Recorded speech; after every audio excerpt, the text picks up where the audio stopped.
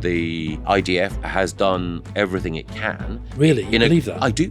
In a grotesque conflict. How much time have you spent in Israel, in the West Bank, in Gaza? I mean, how much do you actually know about this region? I think I've been to Israel and the West Bank 5 or 6 times now. What the hell do you think you're doing? You've spent 5 days on the ground, you don't know anything about it. Because it seems to me there's a possible double standards here, right? Well, there are double standards and they apply to Israel. On the one hand... Israel is held to different standards from other countries. Do you have a view that education is not about delivering opportunity to the many, not the few? No, I very strongly believe it's about opportunity for every child. You have not delivered the closing of the gap that you said you did. On these raw test figures, you failed. I don't wish Keir Starmer any ill, but I think he's a terrible Prime Minister. Would you rather Keir Starmer than Nigel Farage? I'd rather Nigel Farage than Keir Starmer. I do think Brexit was the right decision. My challenge to you, Rory, is that the Europe that you would like to see is very different from the Europe that we have. There's a problem here Yes. Of slight intellectual self-confidence and an absence of understanding that there are areas you know less about than others. This episode is brought to you by Wordsmith AI. I mean, increasingly, of course, in all the organizations we work in, we can get massively slowed up by the paperwork, the processes, the forms, the legal advice. And that's why in business today, it's all of us, legal teams, companies are facing a choice, lead the AI shift or risk being left behind. And companies like Trustpilot, Deliveroo, Skyscanner are already leading the way with Wordsmith AI alongside them. It's like giving every lawyer an invisible paralegal, somebody who knows their history, drafts the first pass and frees up hours for complex work. Wordsmith handles the routine so that the lawyers can focus on the bigger issues. Crucially, this isn't at the moment something that's replacing lawyers. It's something that's taking out the more boring routine task so they can really use their expertise, their experience, and their human judgment in the law. And it wasn't built in Silicon Valley. It was built, like so many great things in history, in Scotland, now benefiting companies worldwide. Shift's already happening. Wordsmith is helping legal teams around the world with clarity and confidence. There's free access to the Wordsmith Academy, plus their report on the future of legal skills. Visit wordsmith.ai/politics.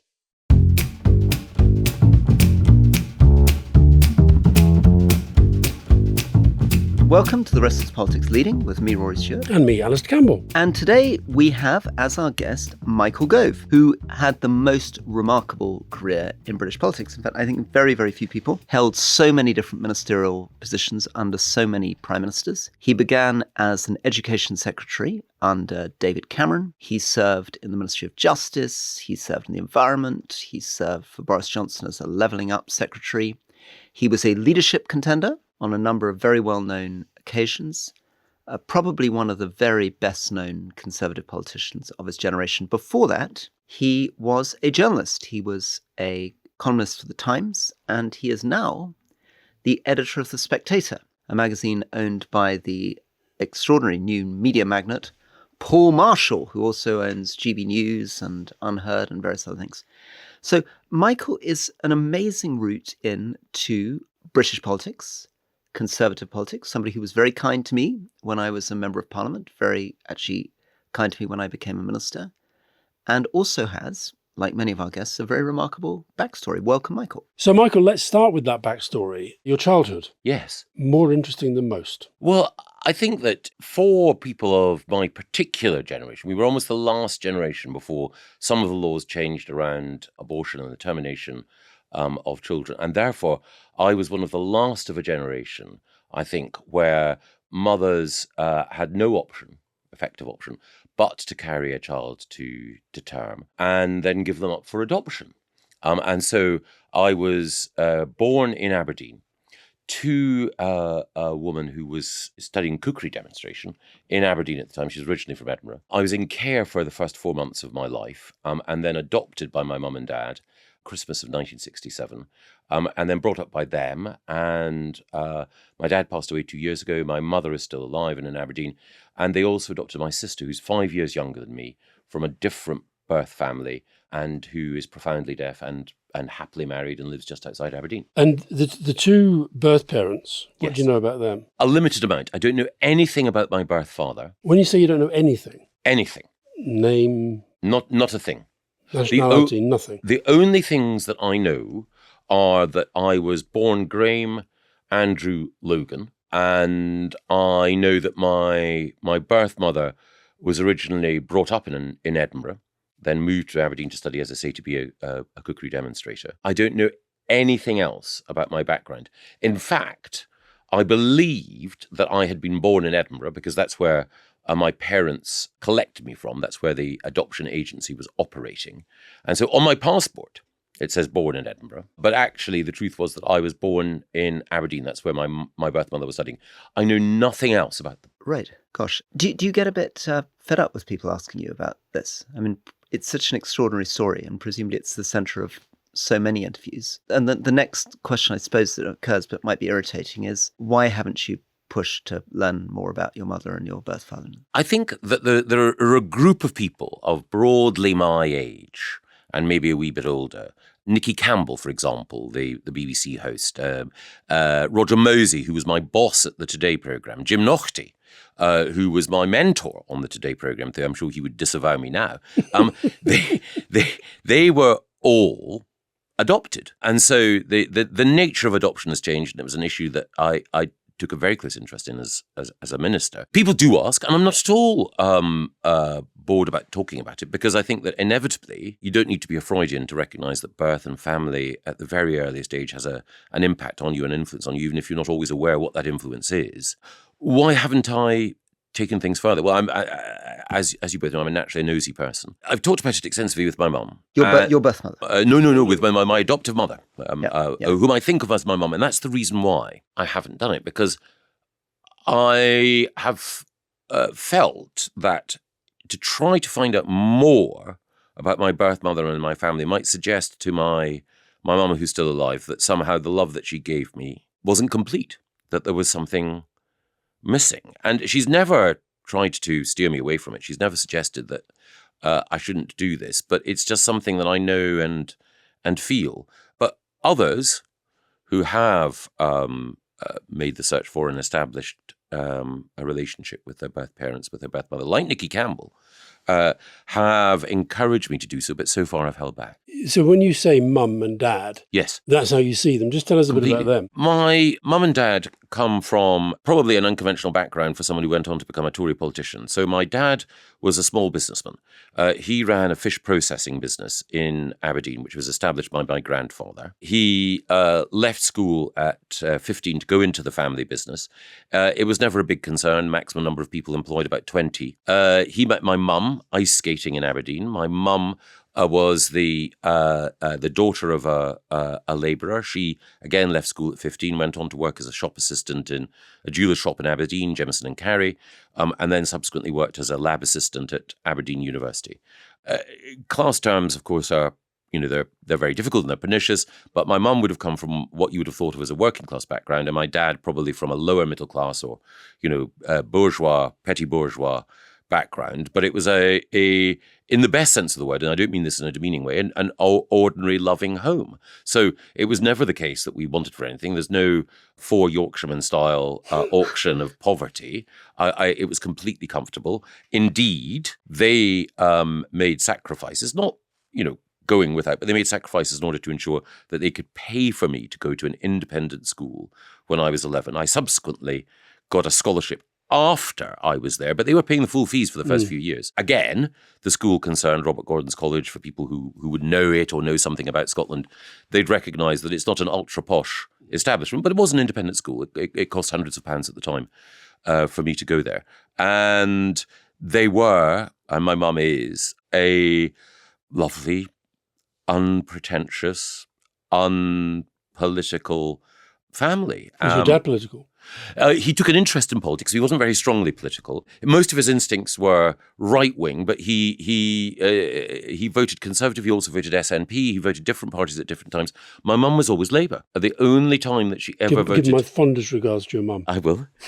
She voted Conservative during the time that I was an MP, but now that I'm no longer an MP, she has gone back to voting Labour. Good for her. She's Good for her. And Michael, you were obviously this sort of very, very, I don't know, not quite a child prodigy, but you were a very sort of smart, hyper-literate child. There are your parents have stories of you sort of reading the encyclopedia in the evenings, and it's a sort of narrative about you not wanting to go into business, reading a SWOT. And your parents were less bookish? Your father was less bookish? Yes, I think that's completely fair to say. So there weren't many books in the home. So my dad would subscribe to Reader's Digest and would read the Reader's Digest condensed book thrillers and sometimes history. My mum is a classic Catherine Cookson, historical romance reading woman. And, in that sense, neither of them were hyper-literate, but nor was it the case that this was a home utterly devoid of books or any culture of reading.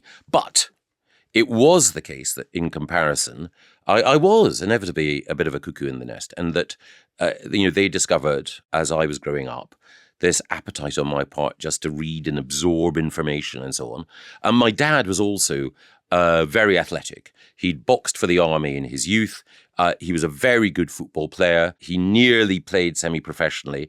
And I, while I love watching sport, was an unathletic lump. So in that sense, it was clear that there was no sort of biological link between my very athletic dad and my very pretty mother and me. And Michael, one thing that sometimes happens, I guess, is that your parents might begin to believe, as you went on in life, that the world that you entered was quite alien to them. That yes. It was quite difficult for your father to give you advice as in the way that a father would like to. Yes. Because you'd got beyond the sort of things that he had experience of. Completely. And I think that it's an experience which is perhaps less marked now, but has obviously been fairly extensively written about in the sort of post-war era. So during the post-war era, you had social mobility. And, you've got people like Alan Bennett who've written very movingly about this. So Alan Bennett is the bookish child of working class parents in Yorkshire. He goes off to Oxbridge. That is his natural destiny. But at the same time, he's almost educated out of his background. So he learns at Oxford, not out of snobbishness or social climbing, but just a desire not to be awkward and not to stand out.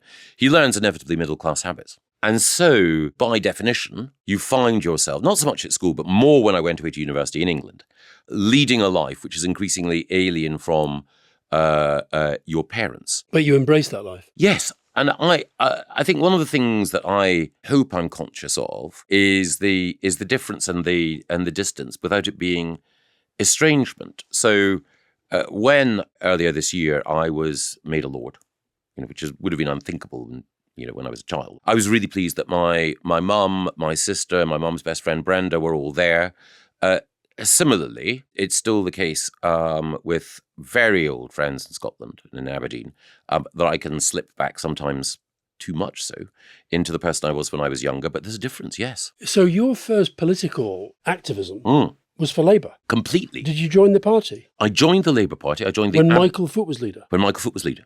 Against Margaret Thatcher? Yes. Who went on to become one of your heroines? Correct. I joined the Labour Party in 1983. I was 16. I joined the Aberdeen North Labour Party. Bob Hughes was the MP at the time. Wonderful man.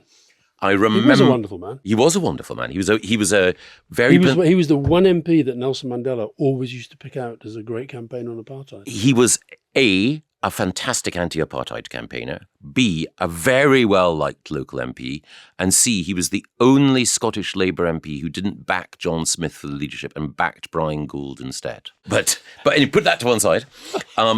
I campaigned for Labour in the 1983 general election as a schoolboy. My mum was a regular attender at the church school, and I was a regular attender at the Church of Scotland. I believed in a world where if we abolished money and moved towards a greater level of equality, then we'd get rid of wickedness and evil. And I also remember that Aberdeen was twinned with the town of Clermont-Ferrand in France, and the daughter of the socialist mayor of Clermont-Ferrand was visiting Aberdeen, and I was deputed to take her out on a sort of twin town style date. She was lovely. I'm sure she won't remember me. So a French socialist? Yes. France socialism. Yes. We'll get on to Brexit later. Yes. And the disaster that has wreaked upon the country, Michael. But, of course. But what made you think you were Labour, and when did you realise that maybe you weren't? So I would have described myself with all the pomposity that a 15 or 16-year-old can muster as an ethical socialist. So I loved George Orwell. I believed that there were fundamental problems and injustices in our society that only the left or the Labour Party could deal with. There was something about Michael Foot in particular that I liked. Remember, I'm a kid, but still, I liked the sort of dogged, unfashionable, the literary style that he brought to his oratory. And again, I was an unusual kid, not, I hope, too unusual, but certainly unusual at the time, in being the sort of kid who would watch the news avidly and who would read the papers and take an interest in those things. What did you think of Thatcher at the time? At the time, I thought that, what we fundamentally needed, remember I was just a teenager, was a radical shift to the left in the country. But I realised later, really in my final year at school and as I arrived in university, I realised then that actually, even though I hadn't been aware beforehand, that I was conservative. And then at university, yes. I'm very sympathetic, obviously, to the Michael Foot whole thing. Yeah. The thing I can't quite work out, and I can completely understand, admiring Michael Foot, but am I right that at Oxford you ran the campaign for Boris Johnson to be president of the Union, who is like the polar opposite of Michael Foot? Well, instead of being like a sort of shabby, high-minded, highly serious, thoughtful, ethical intellectual, a complete sort of larger-than-life, flashy dressing charlatan rogue, right? What was the transition? How did you go from Foot to Johnson? I did not run Boris's campaign, but I was an enthusiastic supporter of it. Very good. So I was, at the time in the Oxford Union, there were this cast of characters called stooges. And to be a stooge was to be the lowly representative in your college who would persuade other people who were members of the Oxford Union to vote for whoever the big guy or big woman on campus was. So you'd stand in the Porter's Lodge. More or less. And when people walked out and say, would you vote for Boris Johnson? Completely. Yeah. The person who was actually running his campaign, though, was Simon Stevens, who went on to become chief executive of the NHS and who was an advisor to Ellen Milburn. God. So the real guilty man is Simon, not me. You sat alongside me in Downing Street for years. Never said a thing. Can I keep sort of developing this? So what was it that you saw in this guy? Why were you not horrified by him? Well, the very first time I met Boris, it was just after I joined the Oxford Union. And one of the things I really enjoyed at school was debating. There was a particular tradition associated with Scottish schools at that time. And he was literally one of the first people I met. He was there like a basking shark at the bar of the Oxford Union. I was introduced to him, and he said, "Are you Conservative?" And I said, "Yes." And I said, "And what about you?" And at the time, there was a big sort of left, right, wet, dry division, both in the country and at Oxford. And I said, "Well, then what sort of Conservative are you?" And he sort of looked me up and down, and there was the sort of the brush of the hair. He said, "Yeah, I'm green Conservative." And I wasn't sure at the time whether this was a typical attempt to avoid answering the question, because he didn't know whether I was on the wet or the dry side of the divide. And once he found out which side of the divide I was on, he could say, "Well, I'm pretty much a wet green or pretty much a dry green." Yeah.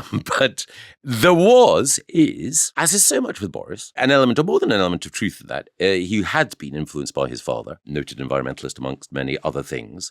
And he did have, way before he got into Parliament, an interest in these issues.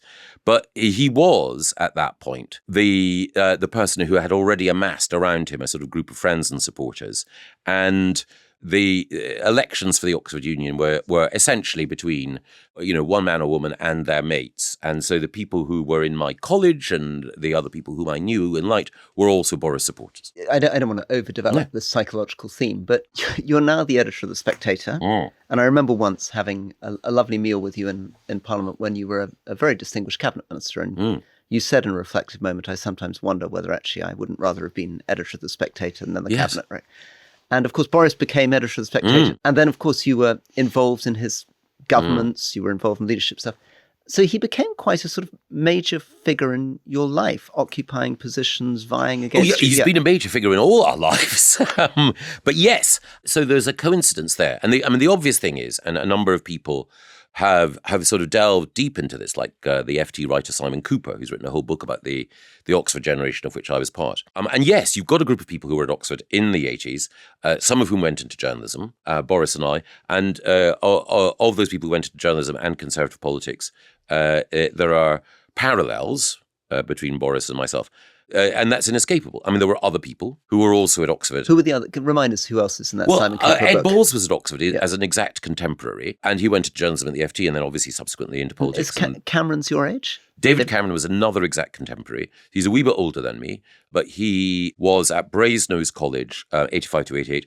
I never met David Cameron when I was at Oxford, though I did know one or two people who were his friends and who I subsequently got to know And better. Miliband's, they roughly right? Yes, they were. Yeah. So David Miliband was the president of the Junior Common Room, the student representative organisation in his college, Corpus Christi. Ed Miliband went to the same college later and had the same post. Ruth Kelly was an Exec contemporary. She was at Queen's College. Yvette Cooper was a wee bit younger. She was at Balliol, and she went on to... she went on to journalism and politics as well. Stephen Twigg was probably the most prominent student Labour politician at the time. He went on to become president of the Oxford University Students' Union, which was the sort of genuinely university-wide student representative body. Presumably, Johnson and Cameron never suggested you have membership of the Bullingdon Club. No. And I did a talk at the Oxford Union a couple of years ago, and I was looking around the walls. There's a picture of you sitting there looking rather nervous, wearing a kilt. Yes. Did you often wear a kilt? Yes. Just talk to me a bit about your Scottishness and how important that is. So the first thing is that the president or the officers of the Oxford Union still, when debates occur, wear white tie. And I thought, rather than going for the full rig, it would be appropriate. I had a kilt to get the dress accoutrement that marked the equivalent of that. The second thing is that one of the reasons I think I was nervous in that picture is that we had a debate with Malcolm Rifkind, Donald Dewar, George Galloway, and Eric Forth. Oh. And there'd been a bit of to and fro beforehand between Donald Dewar being very uncomfortable about being on the same platform as George Galloway. Donald Dewar did not like George Galloway. No, he did I remember that vividly. He did not. And so I think I was a little bit nervous about whether I'd upset the guests because of that sort of juxtaposition. I mean, they all spoke very well. Funnily enough, it was a debate on devolution. But, the extent to which your birth and background determine your views and tastes, you can never, put down in precise percentage terms. But I'm conscious of and reminded every day of the fact that as someone who was born and brought up in Scotland, and I went back to work in Scotland for a brief period after university, that gives me a slightly different, maybe warped, but still a slightly different perspective from friends, even those with similar backgrounds and outlooks, who are English, particularly people who grew up in London and who are, you can either argue, that bit more in their swim or that bit more instinctively comfortable with the institutions that are at the centre of British life. You mentioned both you and Boris Johnson went into journalism. Do you think journalists make good politicians in general? I think it's impossible to generalise. I think there are certain skills that you should pick up in journalism that help in politics. So I think it helps enormously to be able to cut through verbiage and evasion to get to the heart of the matter. I think it helps to be able to know that you have to communicate complexity to an intelligent individual, but someone who doesn't know anything about that subject, if you're going to command their attention in a story, a feature, or a column. And that similarly, if you're a minister or a politician, if you're confused, if things are opaque or obscure, then you're not the master or mistress of that detail, and you need to be. So the journalistic desire to get at the heart of things and the ability to sum up the essentials is a very valuable diagnostic or analytical tool if you're a politician.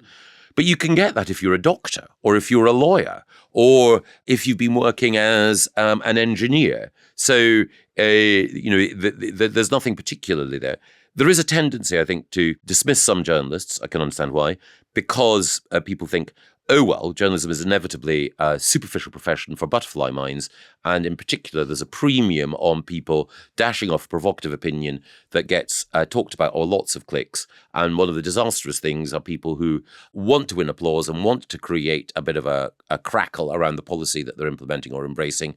And then they walk away because journalists are used to their columns being tomorrow's fish and chip paper, and they don't see things through. In other words, an 1,100-word column is a lot easier than a white paper. Yes. But the skills of the 1,100-word column can help you construct a white paper. Absolutely. For example, I remember when I was at the Department for Education, one of the things that I thought is that, of course, you've got to try and convey, some sense of authority to the civil servants. They wonder who on earth is this guy.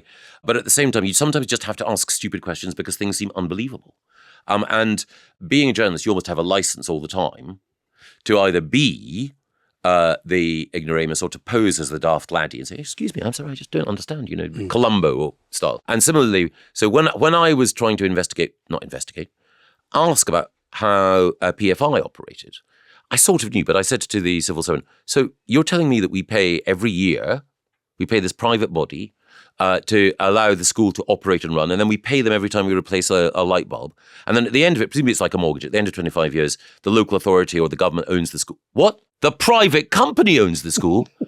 So we pay them rent and then they own it at the end? Well, who thought of this thing? This is crazy. Now, all the civil servants were thinking, this guy's an idiot. Anyone who's a minister should know how PFI operates. But what I was doing was, being a bit like a journalist or interviewer in bringing to light in that conversation how absurd and indefensible the scheme would seem to the public. Can I answer just quickly on this journalist thing? I think it is interesting. I mean, how many other major British politicians were professional journalists as opposed to successful politicians who wrote journalism on the side, having done other things in their lives? Well, I think the first thing is there are some people who were so rich that they could have done anything, but they chose to make their name in journalism. And that was true of the Marquess of Salisbury. Churchill was a writer, but he was everything. But he first came to prominence, really, as a journalist and a writer. Michael Foot was a journalist, and he was editor of the Evening Standard, before he became a member of Parliament. They come immediately to mind. There are other people who started out in journalism and then I'm trying to think how many there were really in our time. In our time, I mean, fewer. Yeah, a lot of lawyers. Yes. A few doctors. Yes. Gordon Brown was a journalist. So, I mean, he was also an economic historian, Dr. Gordon Brown, but he was a journalist with Scottish Television. And in fact, it was his elder brother, John, who gave me a job at STV.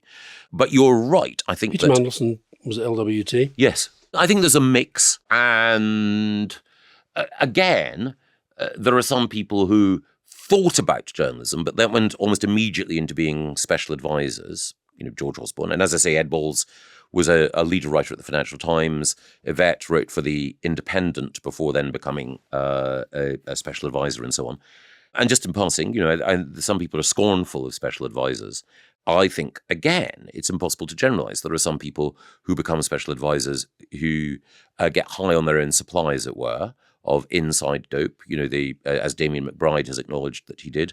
There are other people who are undergoing a very serious apprenticeship in the art of politics and go on to become successful ministers. Let me just ask about your time as a journalist. And I always get the sense that Rupert Murdoch was a sort of huge figure in your life, yes, a big influence. I don't know if you've listened to the excellent mini-series that The Rest is Politics is running at the moment about Rupert Murdoch, but it's fair to say I'm not as big a fan as you are. No.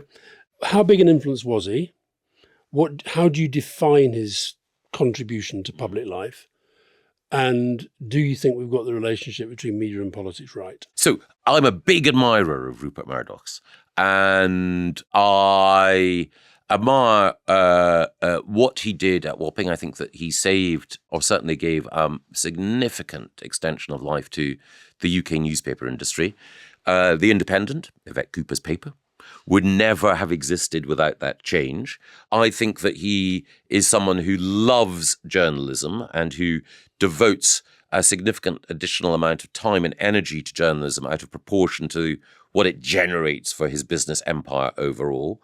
I think he's shown even recently with the Wall Street Journal publishing details of Trump's cartoon that he put in the Epstein birthday book, that he's prepared to stand by journalism even when there are sometimes political enemies who would rather that he crumpled. And I once went to a retreat.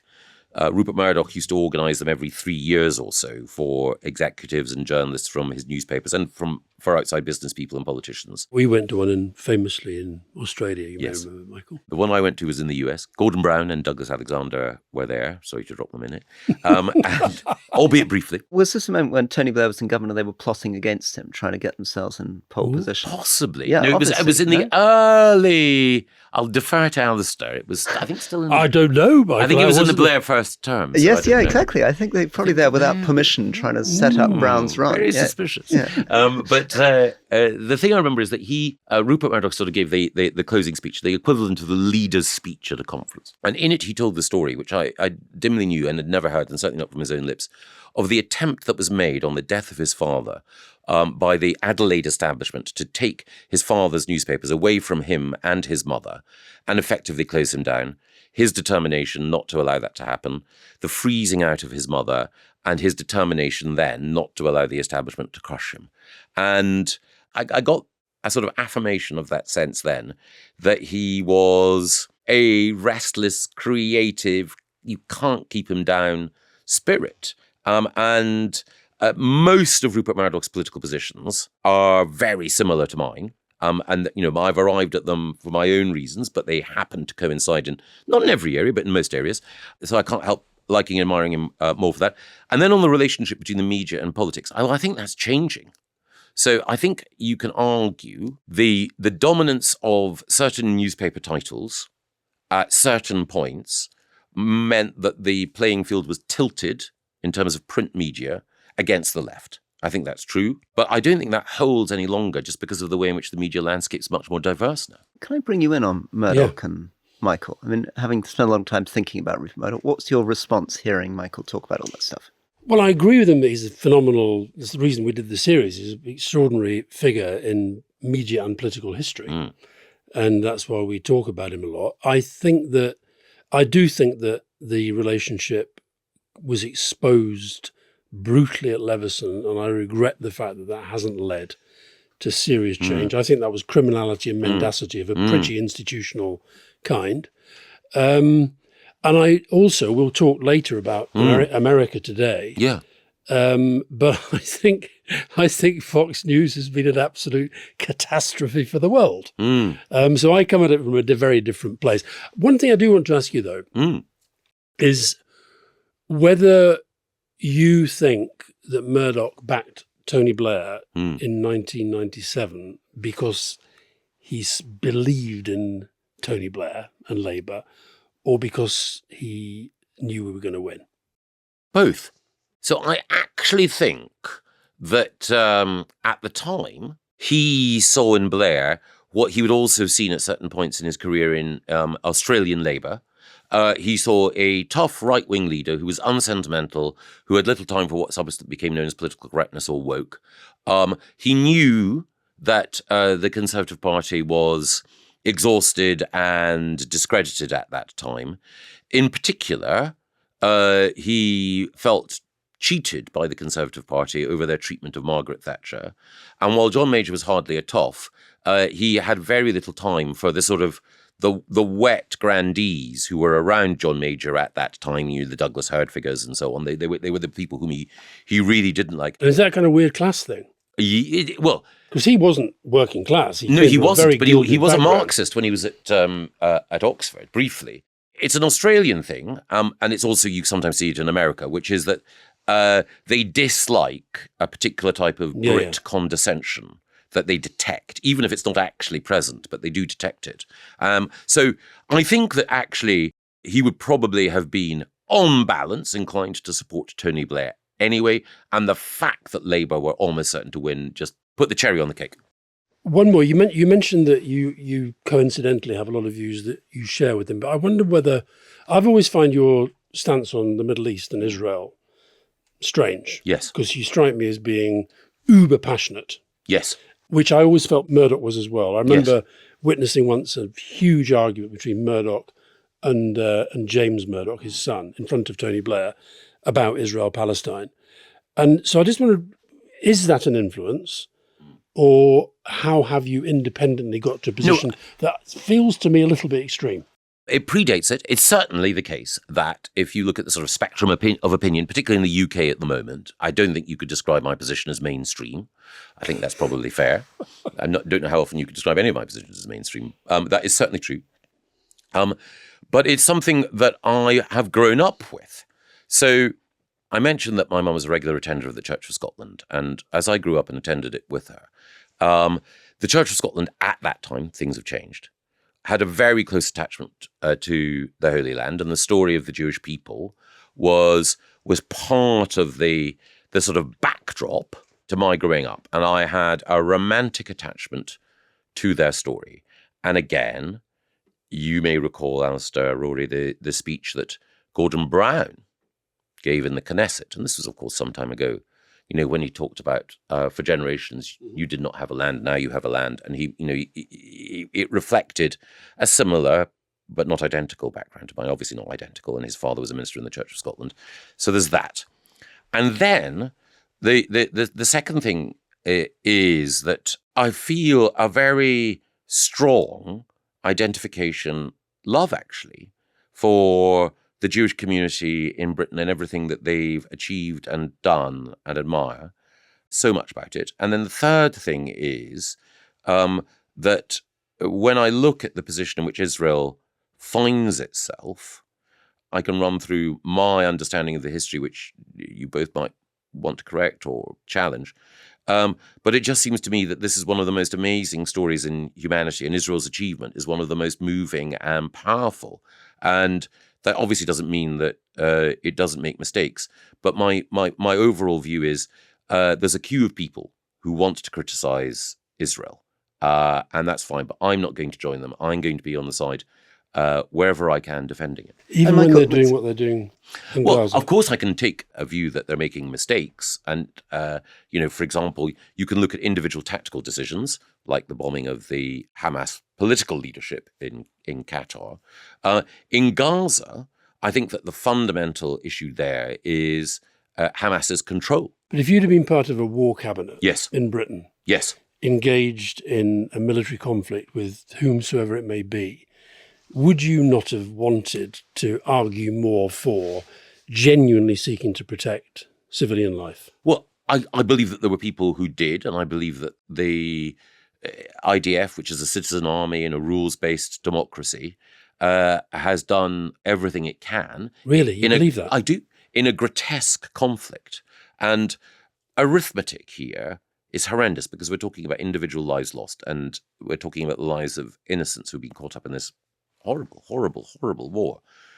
But the arithmetic would suggest that if you're talking about counterinsurgency warfare in an urban area, the level of casualties that the IDF have inflicted has been lower than we did or the Americans have done in similar, though not identical, conflicts. Now, it's horrible because previous generations as well, attitudes change. Yeah, attitudes change and so on.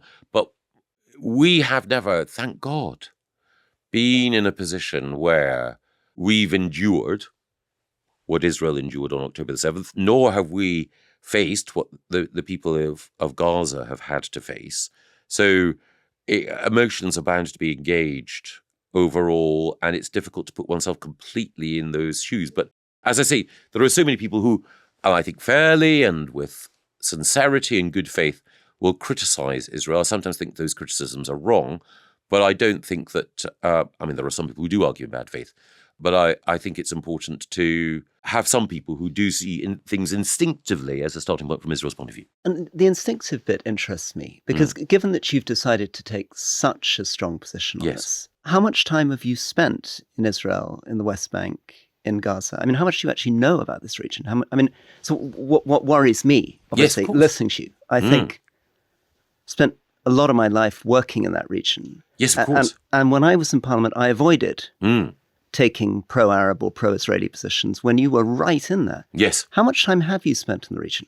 I think I've been to Israel and the West Bank 5 or 6 times now. And for how long at a time in the West Bank? Do you spend the night there? I have never been overnight in the West Bank. I've spent days there. I've visited Ramallah. I've talked to people in the Fatah political leadership. I've talked to people in Palestinian civil society. So you've been there for... I've talked to Palestinian academics. You've been there for a few hours. You've been there maybe 20, 30 hours? I would say, that would probably be. I would say more than that, but not much more than that. Okay, so 20, 30 hours. So if I said I've been to Manchester on 5 occasions, and I've met some of the leaders, and I'm now going to make Manchester my big issue, and I'm going to have very strong views on Manchester, and I'm going to... Would people not say, what the hell do you think you're doing? You've spent 5 days on the ground, you don't know anything about it. Well, the first thing is, I have been there. The second thing, though, is... I've been to Manchester too, but I'm not setting myself up as an expert on Manchester after 5 days. No, I'm not Manchester. setting myself up as an expert on, for the sake of argument, the precise boundaries of... And also, you may remember that the country's tired of experts. We'll come back to that. The precise geography of a particular settlement in a particular location. The other thing is that the fate of Israel concerns us all, because it is the case that the criticism directed at Israel falls into at least two categories. There's the natural criticism that one democracy would extend towards another when it believes that a fellow democracy or an ally is falling short of the standards that you would expect. But it is also the case that there is opposition to Israel, not because of what it does, but because of what it is. Israel's success is a standing rebuke to a particular view of the world, two particular views of the world. It's a standing rebuke to the Islamist view of the world, and it's a standing rebuke to the left-wing decolonization narrative, because Israel is a nation composed almost entirely of refugees and asylum seekers, with no natural resources, that when it was born had all of its neighbors attempting to strangle it in its cradle. It's now become the single most... Michael, you don't really need to give me a lecture on the history of Israel. No, but I have to explain that it is the single freest and most impressive jurisdiction. The single freest and most impressive jurisdiction. From Morocco to Delhi. And you have to ask, well, why has that happened? But also, why does it inspire such strong feelings? So when I was at the Labour Party conference, I asked Owen Jones why he spent all his time criticising Israel and didn't show any concern for Sudan or for what was happening in Xinjiang. And could it possibly be that Sudan is not presented as our central ally? That Sudan is not a country that the United States has been providing billions of dollars of direct military support to? That Sudan has not been at the center of our entire political structures for 60, 70 years in the way that and that actually, to compare Israel to Sudan, given that Israel is a liberal democracy and one of our closest allies, is profoundly patronizing to Israel. No, I think what happens is that people want to... Because it seems to me there's a possible double standards here, right? There are double standards, and they apply to Israel. On the one hand... Israel is held to different standards from other countries. This is becoming very whataboutery. So on the one hand, a liberal democracy within a rules-based international order, and on the other hand, Sudan. Okay? These are not comparable countries, right? If Denmark suddenly started doing something and I said, well, how come you're not criticizing Congo in the same way that you're criticizing Denmark? The answer would be Israel would hope to be held to a higher standard than Sudan. And it does operate to a far higher standard. But the question, of course, is why is it that the United Nations has chosen to single out Israel in the way that it has, with the Zionism is racism motion being passed? Why is it the case that there is such hostility that's directed towards it? American support for Israel is like American support for Germany and NATO. It's support for a democracy or democracies that have been embattled.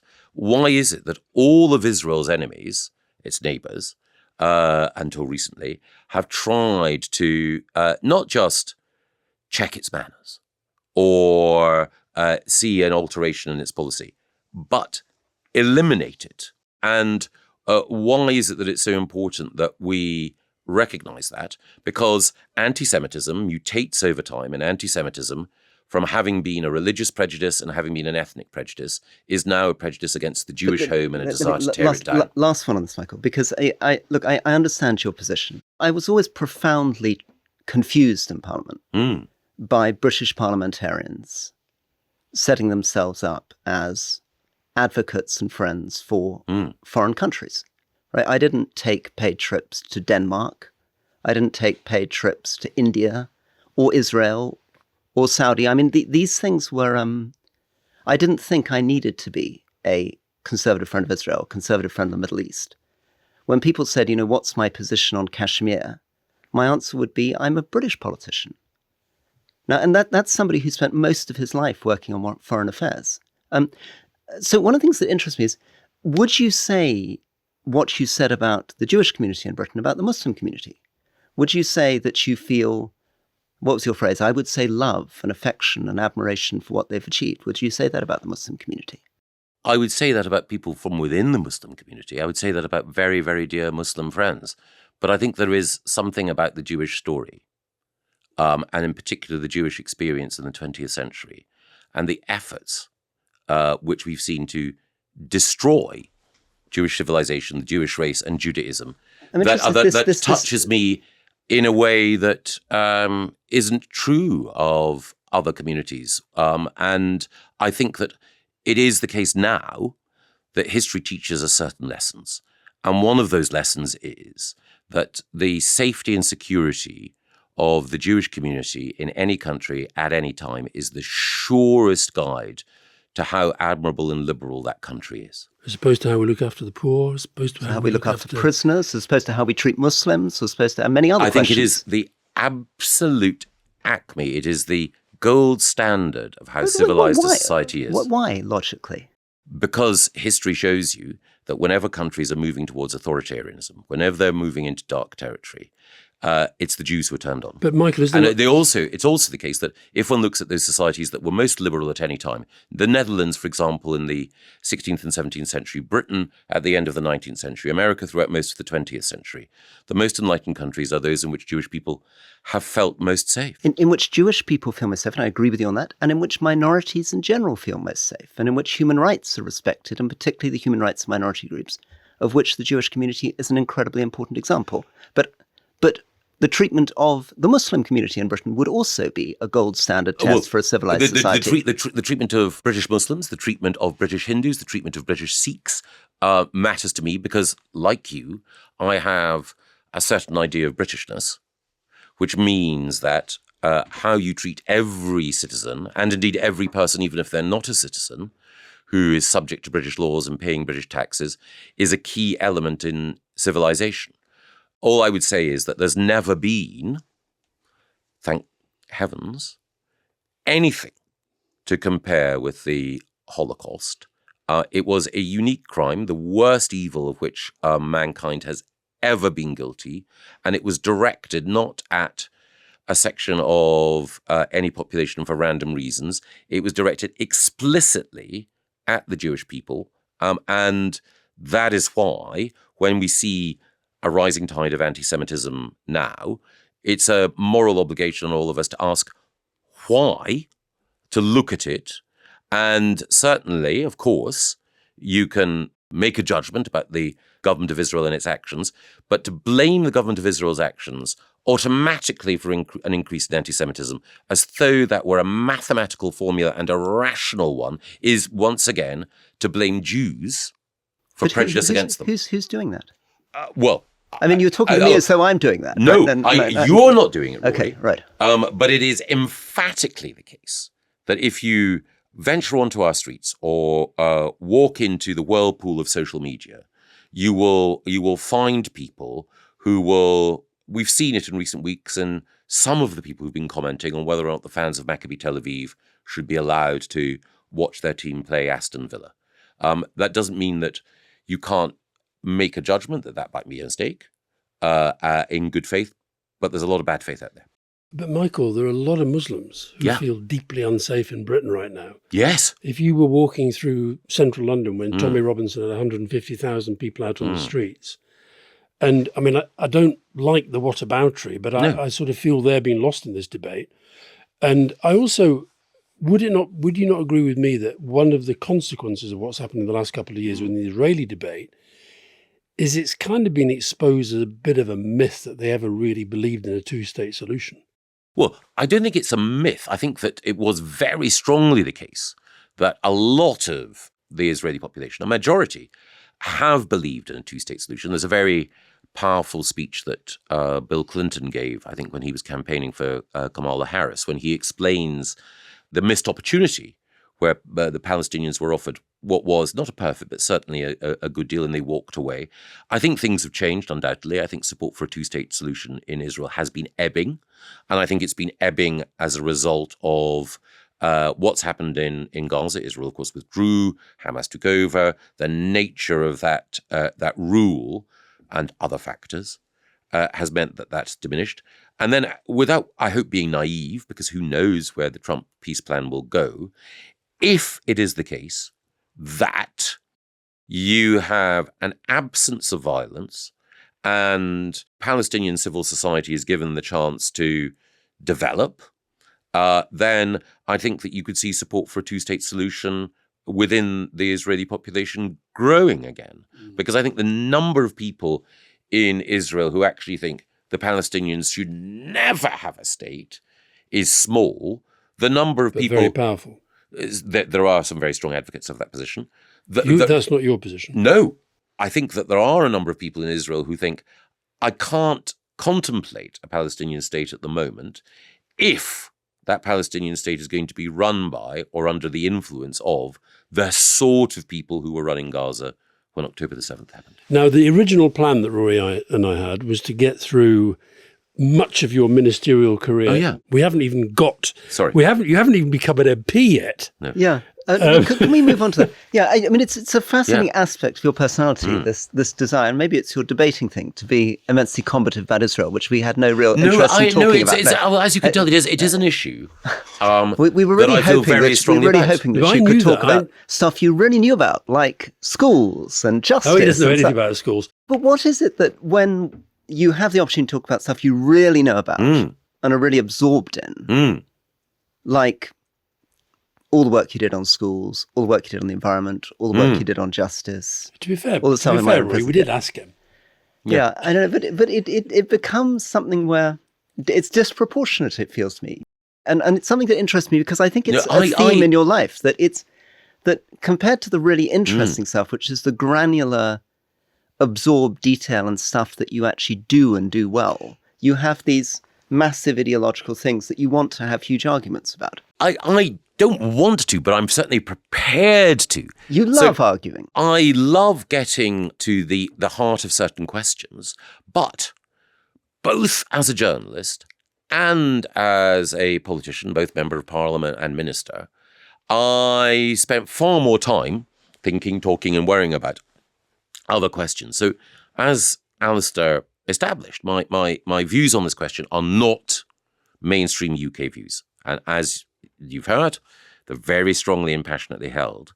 And I think it's a very important issue. But the amount of sort of bandwidth that I've given to that in my professional career is relatively small compared to other questions, the questions that you've just touched on. This episode is brought to you by Revolut Business, the all-in-one account to manage your finances. Now, politics has its share of bad deals, trade summits, late-night negotiations. Often, somebody walks away with the short straw. And we've seen enough botched negotiations in Westminster to know what happens when numbers don't add up. Business is no different. Nothing empties your pockets faster than hidden exchange rates. Revolut Business changes that. Over 25 currencies exchange at the same interbank rates that banks use during market hours within plan allowance.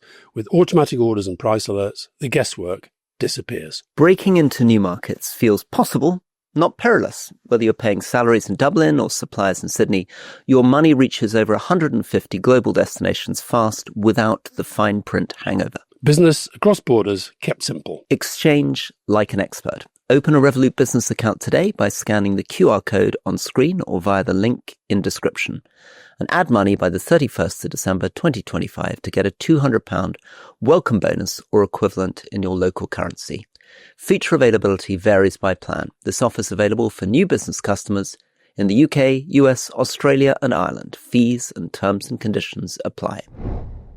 Michael, I'm determined to get you onto the stuff that I admire you immensely for, which is being... And I don't. Which is being a minister. So for listeners, Michael was, without a doubt, I think, the most effective minister that I saw. And I want to begin with a tribute to him. So when I took over as the prisons minister, I tried to see my predecessors. They somewhat reluctantly turned up to a meeting in a lower ministerial corridor and didn't have much to say. Michael, on the other hand, tracked me down in the Pugin room, sat down with me for well over an hour, gave me introductions, notes, names, thoughts, listened very carefully to what I was trying to do. And indeed, when I turned up in the department, it was very clear that they felt they had had an incredibly engaged, serious minister who actually wanted to do things.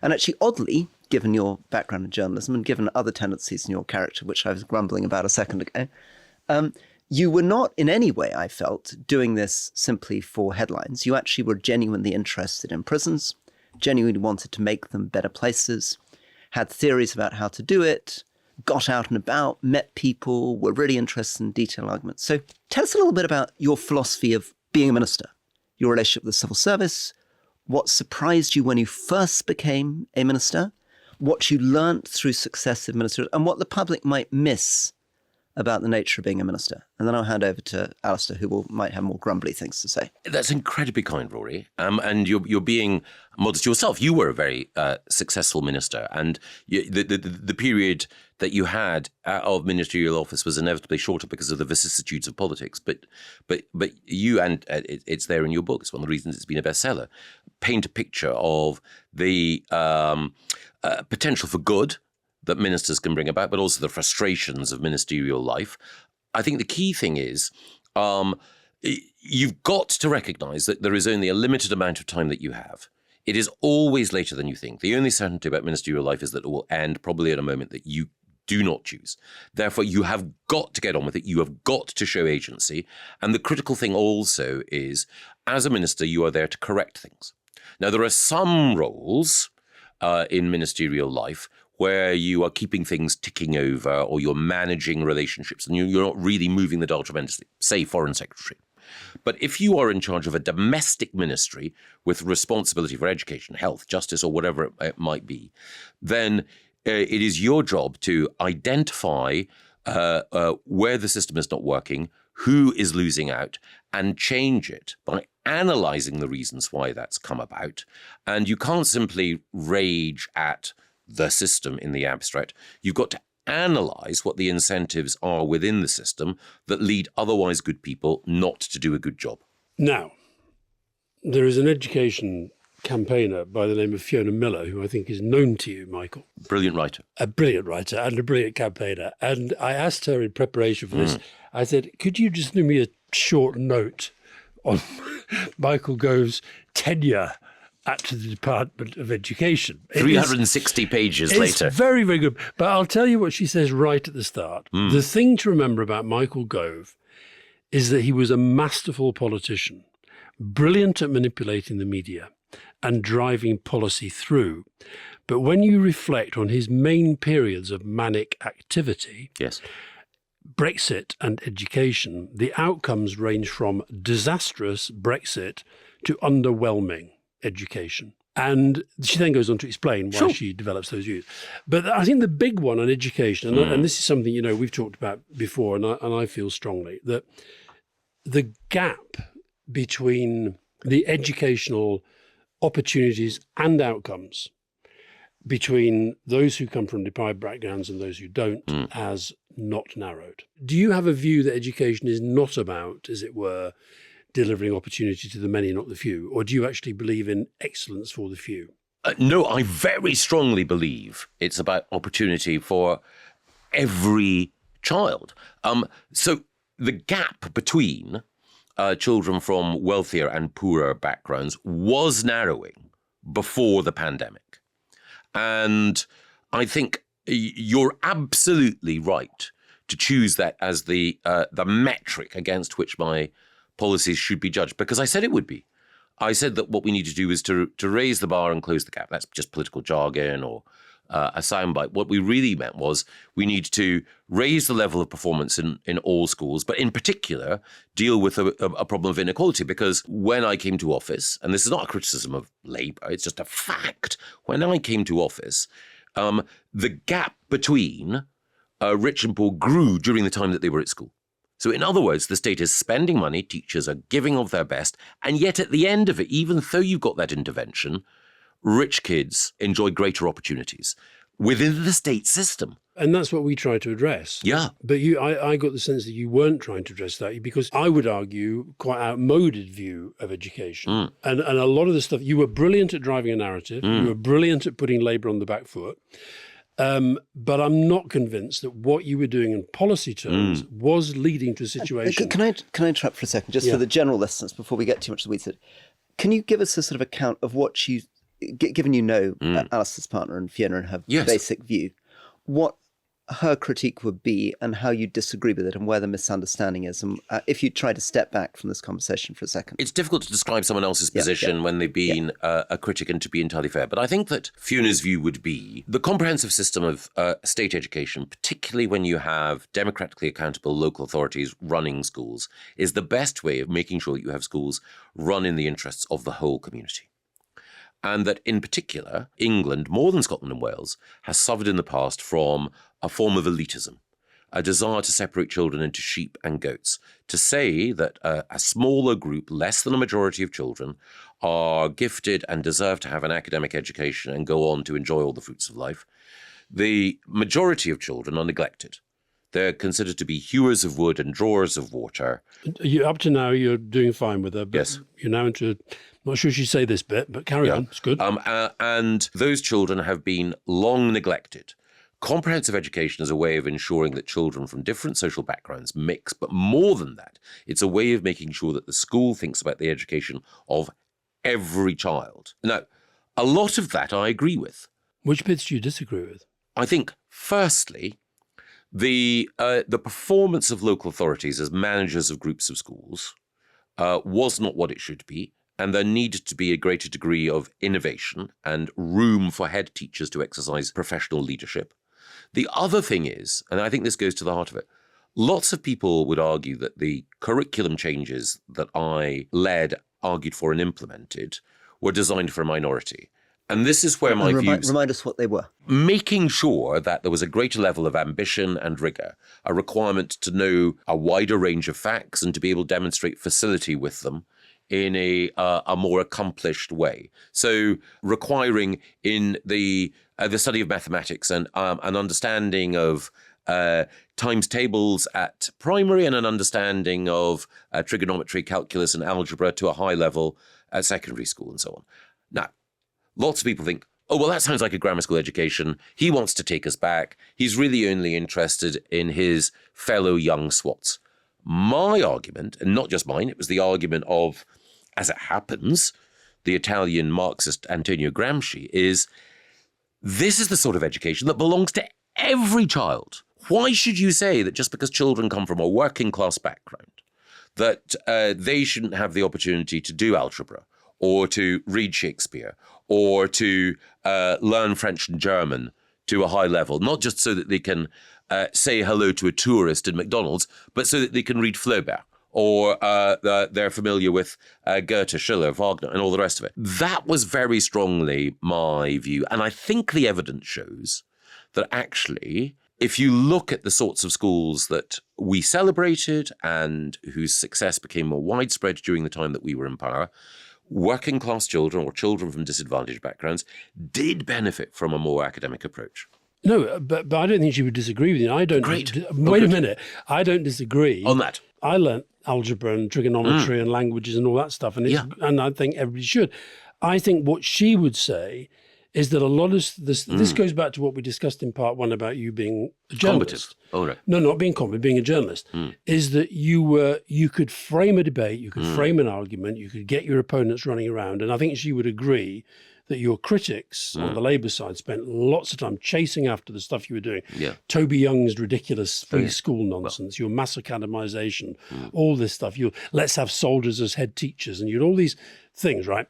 But ultimately, the outcomes on which you should be judged didn't deliver the progress that you say it did. Well, either in terms of PISA or in terms of the closing of the gap in terms of outcomes for kids from deprived backgrounds. So you mentioned PISA, and for people who are listening, that's the Progress in Student Assessment or Achievement measures that the OECD, the Paris-based think tank, use to compare different countries in their performance over time educationally. And we went up because other countries went down. Well, the raw figures didn't change. The reason why the raw figures didn't change that much is partly because of COVID. So everyone was hit by COVID, but we were more resilient. And we were doing more.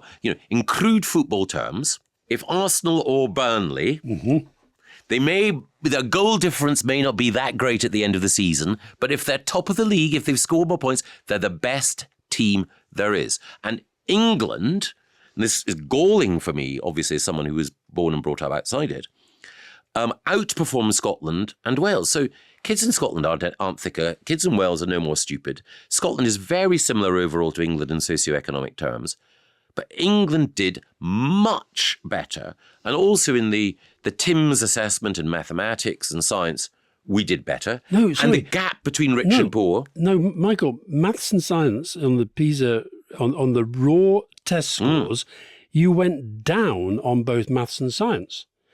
In the raw test, you went up by a factor of 1 in reading. We went way up the lead because the others fell. The reason the others fell is that everyone was affected by COVID. When was COVID? From 2020 to 2022. Right. My point is you have not delivered the closing of the gap that you said you did. And on these raw test figures, you failed. No. So the first thing is that we outperformed every other country or jurisdiction within the United Kingdom. We have the best readers in the Western world. We've got the best math scores in the Western world. So after a period when it's really difficult and when you would expect educational attainment to be hit across the Western world, we proved more resilient and our children are performing significantly better. That was the test we set ourselves. And the gap at every level between rich and poor was narrowing until COVID. We've got so much to cover. But one thing I wanted to ask you about is housing. Yes. So you were the Secretary of State for Housing, right? Latterly. For 3 years. Yeah. Right, a huge amount of time. This has been one of the biggest issues in British politics. And it's what Angela Rayner was all about. I guess it's probably the one thing we know about the Labour Party and their growth policy is all about housing. Can you explain why on earth we seem to find it so difficult to build housing? My vague memory is that, one of your colleagues, a Tory MP, is that from 2010 onwards, we endlessly went to meetings where we were told the number one thing is we were going to build houses, and David Cameron cared about nothing except building houses. And a succession of the brightest and the best were made housing minister, and housing was our thing. And here we are 15 years later, and still we're being told we don't have enough houses and we don't seem to be able to build any houses. What's going on? It's such a complex and such an important question. There is a phenomenon apparently across what you might call the Anglosphere, English-speaking countries, a crisis of housing affordability in America, Australia, Canada, New Zealand, and particularly in the UK. And people are asking questions about the extent to which this is due to, in part, our financial system and the financialisation of housing as an asset. In the UK, there are certainly some things that are identifiable. So the first thing is a planning system that is needlessly complex. The second thing is a body of environmental regulation, much of which I have an enormous amount of sympathy for and would champion, but which has become more obsessed with process than outcome. The other thing is that we have a group of major companies, the volume house builders, who control a huge amount of the housing market, the private sector housing market, and they deliberately dribble out the number of new homes that are built in order to keep prices high and profits high on their part. The other factor is that you have something which is called NIMBYism. I think that's rather unfair, but we all know the phenomenon. People in nicer parts of the country where others want to live resist new development because when that new development occurs, they think, A, this development is ugly, but B, more importantly, there's pressure on the schools, the GP surgeries and the roads in my attractive area. You had these very, very different roles in Cabinet. You were in education, you were dealing with teachers and schools, then you were briefly chief whip. Then you were dealing with this whole issue of prisons and justice. Then you were worrying about the environment and presumably dealing with farmers and environmental NGOs as Secretary of State for DEFRA. And then lastly, you were dealing with house builders and NIMBYism and all sort of thing. Give us a sense of the difference between these roles. How would you give us a pithy sort of 3-sentence strengths and weaknesses of each one of these sectors and the problems of being a minister in them? It is the case, whoever is the minister, the Secretary of State in any given department, there will be groups known as the community, the sector, the stakeholders, who will be the obvious sections of society with whom you deal. As you say, teachers, farmers, environmental NGOs, prison officers, house builders, housing associations. But I think it is critical to think, what is the overall aim that you're seeking to achieve in this particular context? And rather than thinking that the relationship with those bodies or groups is the main thing and keeping them happy is the main thing, what you should be thinking of is, what is the national interest here? That sounds rather pompous, but what is it that you're trying to do? If you can make these people your allies, if they can approve of what you're doing, that is fantastic. But if you sometimes have to run up against them, then be ready for that. But be ready for that by having an analysis of the problem and an explanation of it. That means that they have to defend their position, not on the basis of saying, hello, we're the teachers, you should love us. But actually, well, what's this guy got wrong? I mean, he may not be a teacher, but he's clearly interested in what happens for our kids, and he's making a worthwhile argument. So at DEFRA, one of the things that I found is that we could make common cause with a lot of the environmental NGOs and pressure groups. Actually, the environmental NGOs were the only ones that captured Michael and his whole ministerial very career. Possibly. I think the teachers certainly never did. They did. I think that obviously they were unhappy that not everything that they wanted we delivered. But also, to take a case in point, there are some arguments in which we are both profoundly interested, but I don't know how many Rest is Politics listeners are, like what should happen in our uplands, and the arguments that exist between those who favour rewilding and those who support hill farmers. I can see both sides of that argument, and I suspect, Rory, you would probably think that I see it through a naive green lens. You're probably right, it is a green lens. Green conservative. I'd like to think so, I'm not sure. You've got to also understand why it is that particular groups hold the view that they do. So again, if you're going to change the way in which you support farmers, and you say, look, the old common agriculture policy is rational, this is a more rational way. You might think, this is smart and this is clever and all the rest of it. But to be fair to the farmers, they have 2 points. One, have you dealt with the Rural Payments Agency, the bureaucracy responsible? If you change things, even though it might seem nice in London and good in policy terms, you're asking a group of bureaucrats in Cumbria to change the payment system. I, as sure as anything, will get the wrong cheque in the wrong post at the wrong time. And I survive, Mr. Minister, on 20,000 a year. So all very well your fancy schemes, but if you screw it up, I lose out. So being able to recognise that, but not allowing that to be a blocker on change is important. Now, you mentioned in episode 1 the role of special advisors. Yes. And I was quite a well-known special advisor in the Blair government. Supremely successful. Thank you, Michael. You had a very well-known special advisor by the name of Dominic Cummings. Yep. And Dominic Cummings, I'd love to ask you why you were so close to him. You seemed to me at times to be quite dependent on him. And also that back to your time in education, you remember at Tory Education on social media? I do.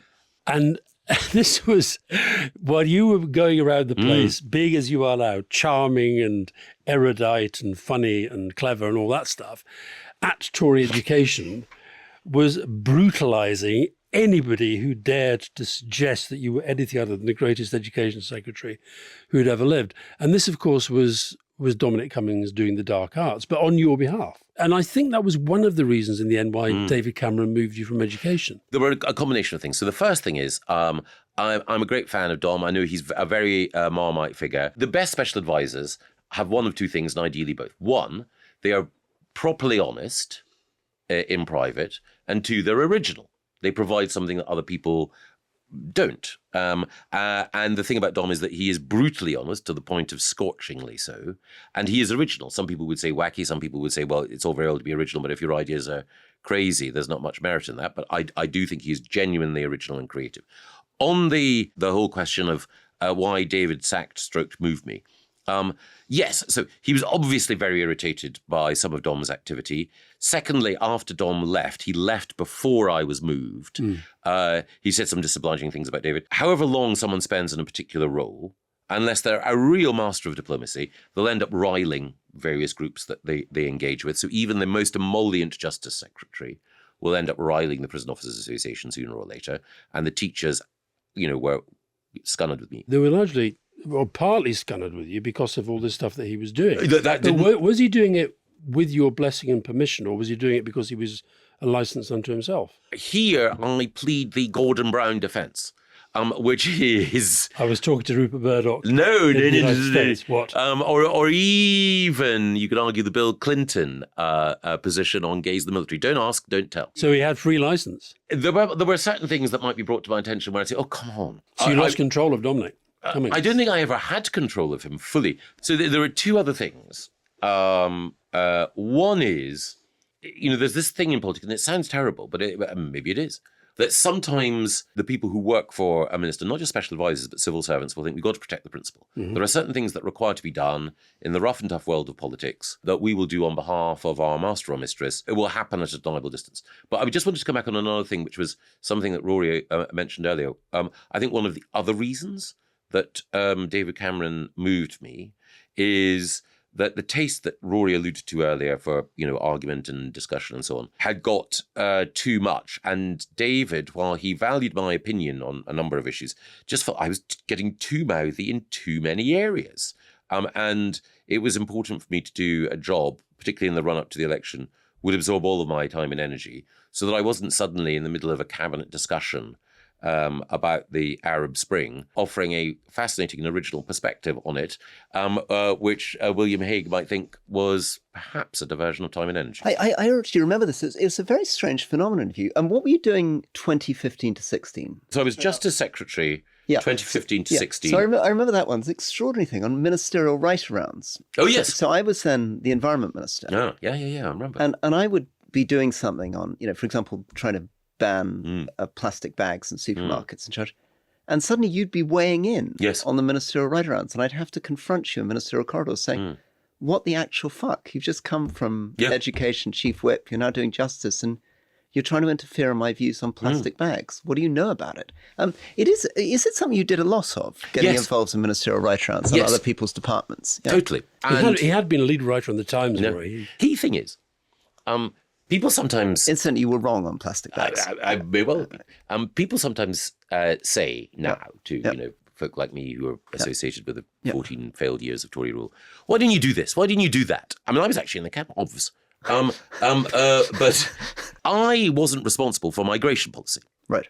Now, you might consider the Boris wave to have been a great thing, a terrible thing, whatever. I don't think many people think the Boris wave was a great thing. But I wasn't responsible for migration policy. Right. But my view was, if you're in a collective, if you're in the team, and you have a chance to contribute, you should. And so therefore, if I felt, and I was actually, even though it may not have seemed like it, I was exercising a degree of self-restraint. You would have been commenting on everybody else's departments all the time. Every night in a ministerial red box, you get, as Rory knows and Alastair knows, you get letters from other government departments saying, we're going to announce this policy on plastic bags or whatever. We're seeking permission. And most secretaries of state just tick and so on. I took the trouble to read them.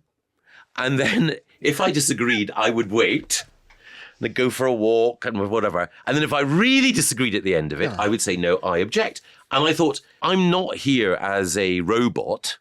I'm here to say, I think this might be a political mistake. And, of course it's bloody irritating for someone else to have to justify and defend themselves. But if one thinks about it, ideally that is cabinet government, that you have cabinet ministers who are prepared to say, look, it's not really, my strong point, but have we thought about it? And yes, it's irritating, but I think you get better government if you have that degree of challenge, rather than everyone meekly acquiescing and allowing a single minister to pursue his or her hobby horses. So was Cameron wrong to get fed up with you? No, because accumulation of stuff by the end of 2014 was such that it was probably wise to move me out of the way because he had to be focused on the general election. Can I ask a sort of mean question? Of course. Is there a possibility that there's a problem here? Yes. Of slight intellectual self-confidence and an absence of understanding that there are areas you know less about than others, and that maybe... But that's the same with any minister who gets appointed to any job. But they don't generally. Actually, Michael's the only one who really enjoyed getting into other people's departments rather than thinking, I don't actually know much about that. And I think there's an interesting... You are almost a sort of perfect, strangely as a Scot, the sort of English amateur who thinks that on the basis of the brilliant Oxford English degree, you can jump in without spending the hard yards and being deeply immersed in the subject. There are two things. The first is overall, and I'm sure Alastair will laugh, there's generally a lack of expertise in policy formulation. That is absolutely correct. But it is not the job of a Secretary of State to be an absolute expert, either in their area or in other areas. It is their job to exercise political judgment. And that means having, ideally, an appetite for knowing more and more about their area, but being able to ask tough questions and to have the interests of the citizen and the country in mind. So, I don't think there will be, whether they were successful or unsuccessful, Chancellors of the Exchequer who will have known as much as the 364 economists who wrote to Margaret Thatcher in the 1980s saying that her policy was wrong. Or the ones who wrote to the public and the media and you and Boris Johnson and everybody else and said that Brexit was going to be quite a disaster. No, but one of the things, and I know that my Tory friends hate me for this, I'm a big fan of Tony Blair, and you might think, Alastair, that it's for all the wrong reasons. As am I. You might think, in my case, it's for all the wrong reasons. It's because you're essentially, basically, a sort of right-wing Blairite, aren't you? You're Yes. instinctively not really a Tory. In fact, when you say you agree with Rupert Murdoch, Yeah. there was a sort of slight delight in all these wet Yes. grandees and all this stuff. You agree with them on that too, don't you? You're not Up to really a point. Tory. Well, the two things I'd say, I do believe that I am a proper Tory, but the thing that I would say, the reason I invoked Tony Blair is I think he was an outstanding Prime Minister, but he, when it came to home affairs and crime, was operating on the basis of, yes, being a lawyer, but an employment lawyer, having a broad idea of how the criminal justice system worked, but not a detailed one. But he had very good instincts on issues like antisocial behaviour. He went to the trouble of talking to the police on the front line. So he wasn't an expert. He wasn't a Helena Kennedy or master of the rolls, but he was very good in that area. So I think that you can be a very good Secretary of State or politician without having the deep expertise that some have, but you need to have those people around you. Then on the question, am I a Tory? Absolutely. Before you get on to when you're a Tory, Rory, stop pushing me on Brexit. But anyway, the Tory's so interesting. But that's a good transition to Brexit. Okay. Good transition to Brexit. Sure. Okay, because I think in an odd way, there's something here that I'd want you to sort of play devil's advocate with yourself, because I think it's your Achilles heel. What made you? I've got many. What made you actually a really good minister is that you did really master your brief. You were incredibly patient and thoughtful about gathering information. But he was always political. Maybe you were never as much an expert as you would have liked, but you really knew that stuff. Every time I spoke to you about your own departments, you have a quick mind, a retentive memory. You got into the detail. You briefed yourself well. You read profoundly. But there's another part of you that cannot quite resist, whether it's on Israel, right? Whether it's on plastic bags. Yep. Whether it's actually on Brexit, suddenly thinking, and I'm going to have equally firm views on that, forgetting that actually your real strength and where you do best is when you know stuff. Very possibly, but I think it is part of the reason we have a cabinet is that secretaries of state and ministers should not be in their own silos. There are some things that should legitimately be discussed. Don't disagree with any of that. I still think there's a question in all of us of knowing where our strengths and weaknesses lie and what we know more about and what we know less about, which brings us to Brexit. Over to you. Would you have got to the position that you got to on Brexit without Cummings? Yes. When did you decide that you were not just a leaver, but somebody who was going to become a big part of that campaign? And do you to this day think it was the right thing to do? I do think it was that Brexit was the right decision. And I was, I think Rory knows, sceptical about having a referendum. I didn't think it was necessarily a very good idea. And some of that was selfish because I didn't necessarily want to be in a position where I knew we're very probably on a And did you try and persuade side. Cameron and... Because Osborne was trying to persuade him. Yes. Did you try and persuade him as well? I did. I let him know what I thought about it. Obviously, George was much closer to David and a much more trusted advisor and much more aligned with him in so many other areas. But it was certainly the case that I said that I thought it would be a mistake. And David thought that I would bury my feelings about it. And, he famously, I think Rory's remarked on this, said, there are two types of people in politics, team players and wankers. And so his natural view was, if you weren't on the team, then, you were on the side of the unionists. And I remember with my ex-wife and my kids staying with my mum in the February half-term, just as Cameron's negotiation with the EU was reaching its culmination, and nobody cares about my feelings, but I was in agonies about what to do because I knew that it would be difficult either way. But there were a variety of people I talked to about it, and the in a nutshell, the basic view was,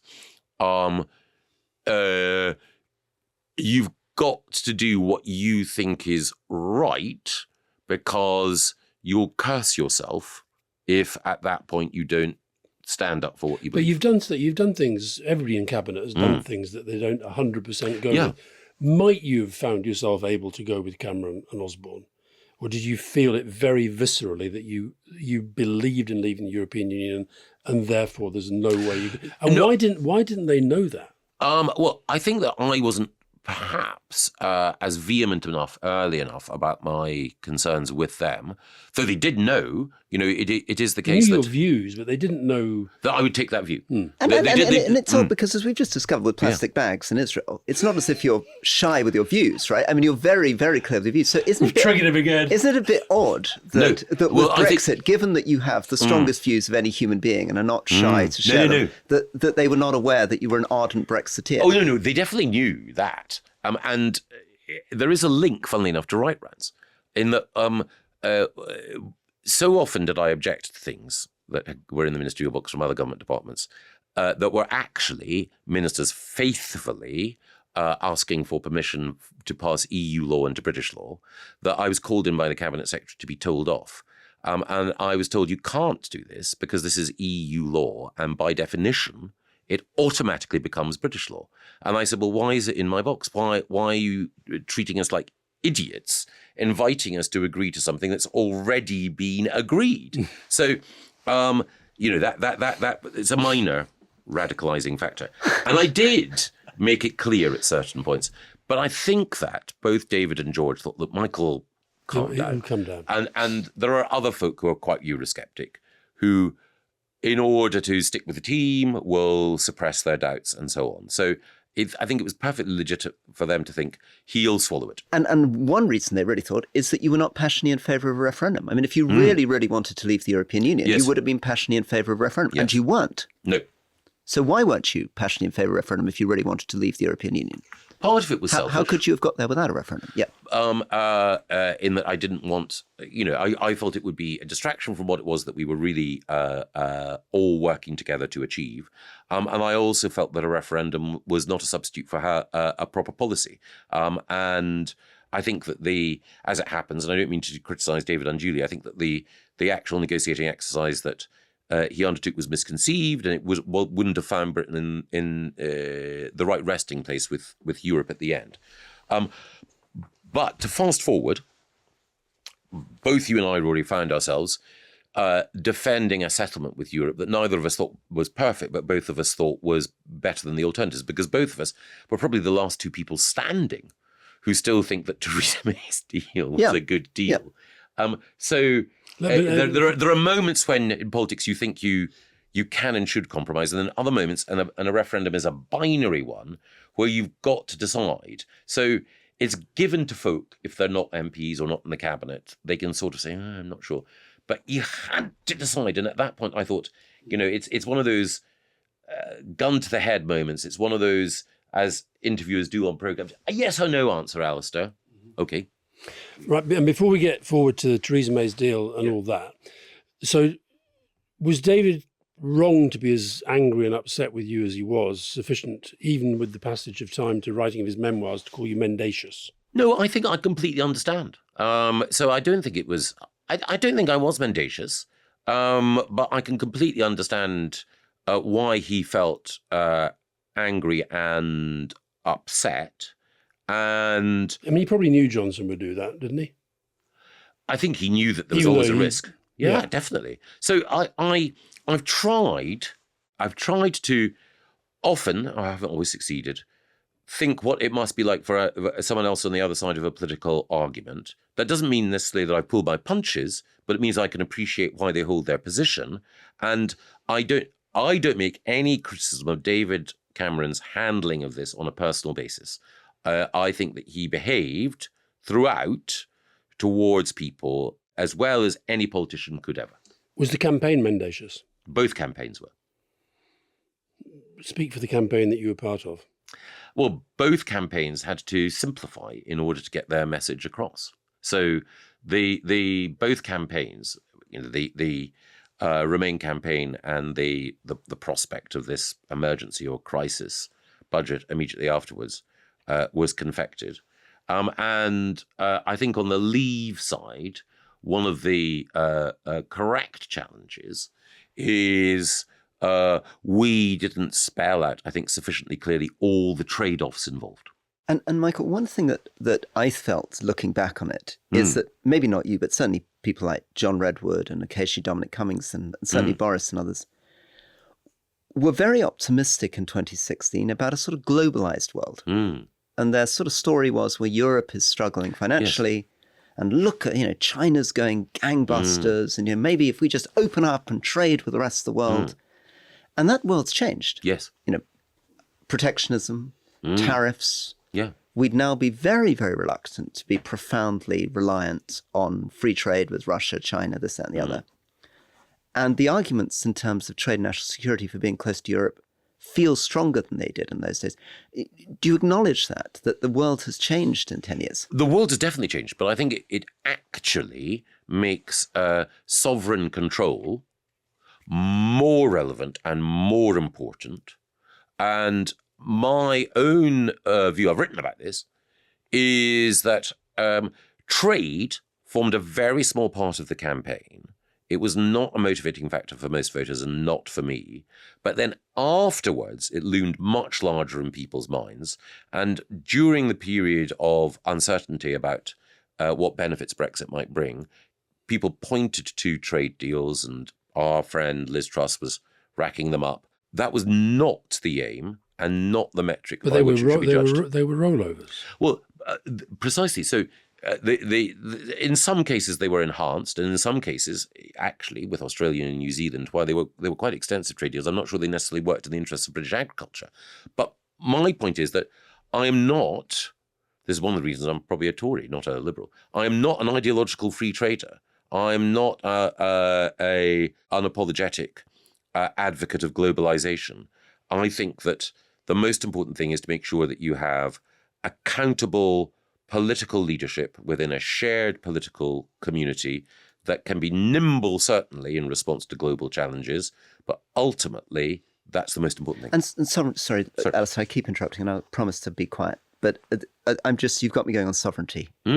Strategic autonomy and sovereignty, particularly at the moment for Britain, we are dealing with Trump, who is weaponizing all vulnerabilities.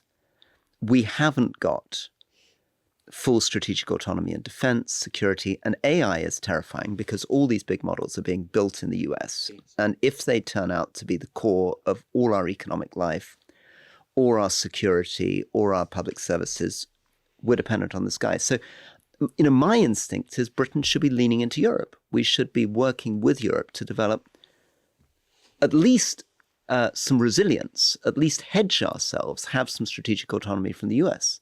But that isn't the position in which we've been driven to. We're incredibly dependent. I don't feel we're sovereign.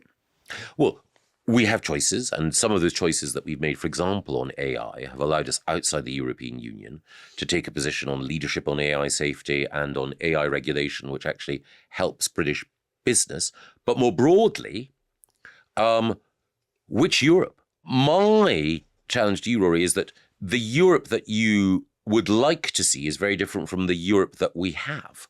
And that actually things like Mario Draghi's report remind us that Europe is an innovation sinkhole, and that the political leadership that the EU should be providing on a variety of issues isn't there. Partly because we've left.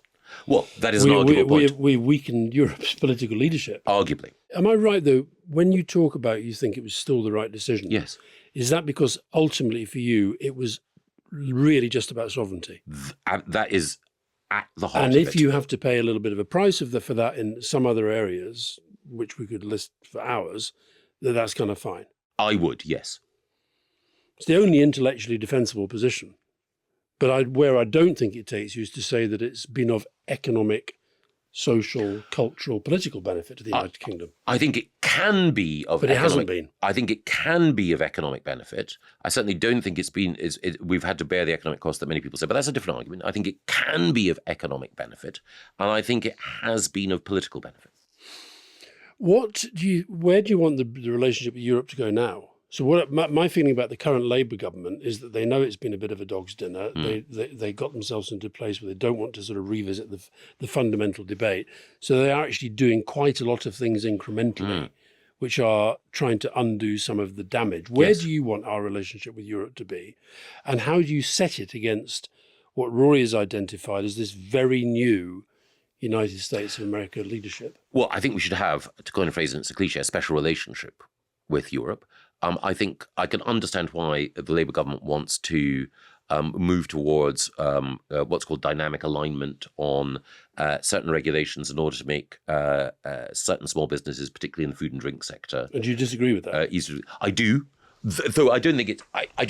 I personally wouldn't do it because I think that there is the future risks outweigh the current benefits. But I don't think it's crazoidal. I just disagree with it. But more broadly, we don't know. In 3 years' time, we could have President Gretchen Whitmer. We could have a Democrat in the White House. We don't know that the trajectory that Trump has set and that Vance would want to take America in will necessarily be the one that exists in the future. But I think that there are both personal and institutional relationships that an independent Britain should have, much as, and I know that it's an overdone comparison, but Australia or Canada or New Zealand. You've just sort of gone to the sort of post-Trump period following what might happen in the next election, none of which we don't know, but you're right, it's sort of very unpredictable. What do you think is going to happen in the next election in the UK?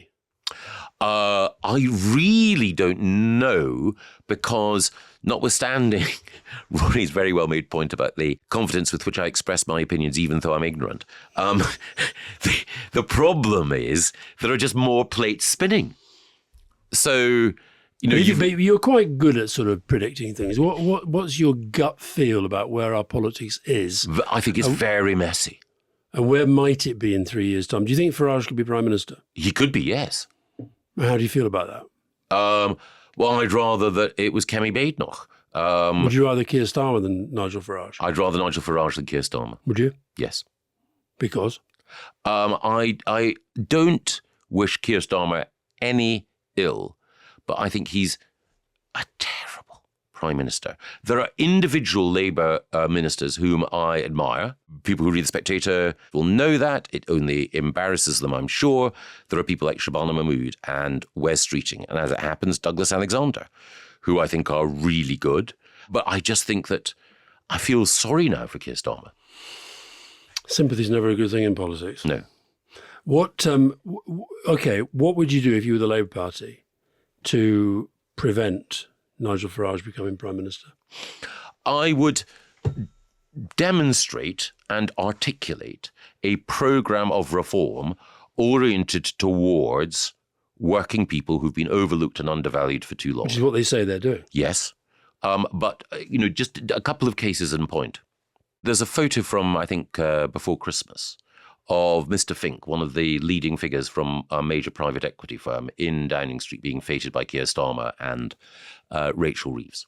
If I'd had him in Downing Street, I would have said to him, you're the representative of private equity. Private equity has been responsible for ripping off this country. Look at what happened to Thames Water with Macquarie. You and your people are the unacceptable face of capitalism. We welcome private investment into this country, but the way in which you deliberately drive down investment, drive up the profits that you make in order to make this company valued in a particular way, and then sell it and use carried interest to make yourselves rich, that's offensive. Get out of here. And at the same time, I would also say, if the ECHR or any international convention prevents me deciding who's in and who's out of this country as Prime Minister, I am leaving it. Neither the wealthy who are exploiting British workers, nor the crooks who are exploiting our borders will actually get in the way of me standing up for working people. Would you say that to the Macquarie people? Yes. Have you said that to the Macquarie people? Yes. So you're saying that it's not just what you think Labour should say, it's what you also believe. Yes, and so you're not, as Rory says, you're not really a Tory. No, I am, because I precisely am, because it's your neoliberals that are uncritical worshippers of business. It's your Tories who believe in responsible capitalism. And, if you go back to the 19th century, it was the Cobdens and the Brights and the Gladstones that were all on the side of the factory owners, and it was the Shaftesburys and the Disraelis and the Salisburys that wanted to make sure that those who worked in the factories had a fair wage, limited hours, and decent homes. Do you think Farage believes in responsible capitalism? I don't know. But you'd rather have him as Prime Minister than Keir Starmer without knowing that? There are, well, first of all, I think that there are some areas where I do agree with Farage. And secondly, I also think that he is absolutely not a racist. And one of the charges that's flung at him is that he, either out of prejudice or out of cynicism, plays with the politics of race and identity.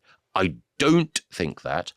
I do worry, however, that there is so little behind him, and that in reform, in that broad movement, it's just, a ragtag array of pirates. And what this country needs is not pirates in charge. It needs a proper navy, as it were, to adopt the metaphor, where everyone is sailing together in the national interest and proud to be under one flag. Michael, so much. As usual, you've opened up so many areas. I was very tempted to point out that the notion that the way to really get British growth going and get investment into the United Kingdom and reassure the markets is for Keir Starmer to just throw Larry Fink out on the streets while screaming at him. And I also suggest that had you won that leadership contest that we were in together, you would not have thrown Larry Fink on the street. But I refer you to the speech that I gave to Water UK when I was Environment Secretary. Right. We don't quite have enough time for that, but let me finish then for the final thing. Let's finish with, which department do you think you were best in, and which one do you think you were worst in? And what does that tell us about your personality, strengths and weaknesses and skills as a minister? I think, funnily enough, the one where I achieved the most per day in office was environment. And I think the one where I achieved the least was levelling up. And tell us why. I think the problem with levelling up is I started under one Prime Minister Boris, then there was an interregnum, then under Rishi, there was both discontinuity, but also when I returned, because there'd been a leadership election in which both the candidates had made promises about, restricting house building in Tory areas and so on, it became progressively more difficult. And also the original impetus for levelling up had come from Boris. And when we returned, while Rishi was, very, very interested in the policy detail, he wasn't as convinced as Boris had been about, the necessity of some of those big changes and devolution and so on. We were running out of gas in a number of ways. In environment, the reason I mention it is probably because it doesn't get often mentioned because lots of other Tories wouldn't like to think that we did things that were very green, and lots of Greens would hate to think that things had moved in a positive environmental direction under a Tory. My last round of questions, Michael, trying to bring some of this stuff together. So you have had several ministerial positions, and you do have this reputation that Rory I alluded to at the start of part one, that you were seen as one of the kind of deliverers inside a Conservative government. But you do also have this reputation for lack of trustworthiness. Yes. So both Cameron feels that you knifed him at one point, Johnson feels you knifed him at another point, and then Theresa May decided not to be knifed and sort of told you to go off and spend time Yes. and learn about the Conservative Party. And then you've come back now, you're still a player, but you're now back in journalism. Yeah. Are you trustworthy? I believe so, but I think I'm an awkward and difficult bugger. And Rory's brought that out, and you've brought that out, Alastair. And I think that I mentioned, the Theresa thing. I was, and Rory were, our friends were similarly perplexed about our willingness to support Theresa's deal. A lot of Rory's friends thought this is ridiculous. This is a messy compromise that gives too much to the Brexiteers. A lot of my friends thought the mirror opposite, but for different reasons. And I thought, look, Theresa brought me back from the wilderness. She's given me a job I enjoy doing where I think I'm making a difference. I owe her loyalty. Similarly, Boris brought me back, and I thought, he's given me this responsibility, and I formed a view of him in the past, but he has given me this chance. I'll stick with him. I think the other thing is that when I disagree often with people's positions, I can be quite pungent in disagreement, but often because I will have appeared conflict averse beforehand, because I don't, even though I enjoy taking positions, I don't always seek them. It may seem odd, don't always seek them out. People are slightly surprised, but they would think, well, he seems so calm and reasonable now. And, he was Bruce Banner a minute ago, and now he's the Hulk. What's going on here? And so I think that is a personality quirk, which I think makes people... How does that work, actually? It is a very interesting line into your personality. How does that work? I don't know. I think I should probably be in the psychiatrist's chair. Have you been in a psychiatrist's chair? I have talked to psychiatrists in the past, yes. And what are the big things that they dig into? Well, I think it's... Your childhood? Yes. Your parentage? Yes. But I think, I don't know what a definitive explanation is, but I think it is observably true that you would not automatically guess from a lot of the time that there are certain things about which I feel passionately. But I would hope, and again, it's not for me to speak for them, that I would hope that most of my friends who really know me would say, yes, he's a bit odd and quirky and so on, but once you get to know him, you can broadly predict where he's going to fall on most things. Do you mind if I ask you why you did see a psychiatrist?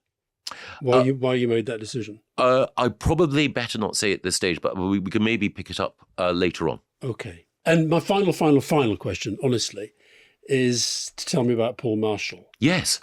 We don't know that much about him, but he's now your boss. He is my boss. Yes, he owns The Spectator and GB News. What's his goal in life? I know this sounds terrible, but to do good. Oh!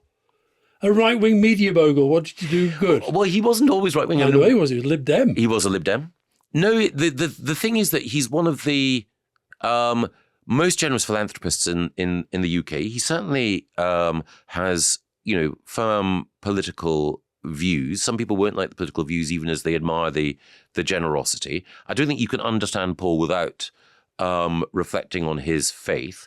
And his faith guides him to believe that if you have talents, both in the literal sense of abilities, but also in the biblical sense of wealth, you should use it for good. And he believes that you should help children with their education.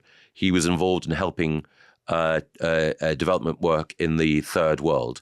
But he also believes that some of the people who've been in power in this country have become estranged from what he considers to be the principles that made this country successful in the past, and above all, including Christianity.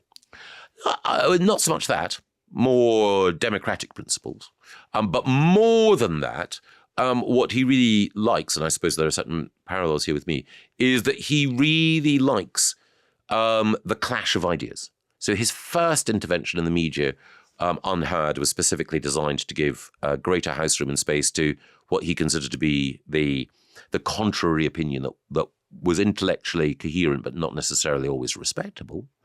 And what he believes he's providing with GB News is, in broadcast terms, a complement to what he believes, and I agree with him, is the broadly sort of liberalish, leftish tinge that you have with Channel 4 News, Sky now, oddly, and the BBC. And I'm not a BBC basher, but I think it's just better to acknowledge that the BBC overall, while it's brilliant, it does trend ever so slightly to the left. GB News emphatically does not. And so Paul would see that as a corrective to a particular current. Would he see Fox News in the American context as a force for good?